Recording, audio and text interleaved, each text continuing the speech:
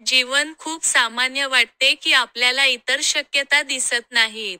हे जाणून घ्या की निराशासारखी तुमची अप्रिय भावना तुम्हाला अस्वस्थ करू शकते. या वर्तनात राहिल्याने तुमचा आत्मा खचून जातो. अंतर्गत गोंधळ आणि वातावरण यासारख्या आपल्या यातना कमी करण्यासाठी जीवनाकडे पाहण्याचा एक वेगळा दृष्टिकोन वापरून पहा.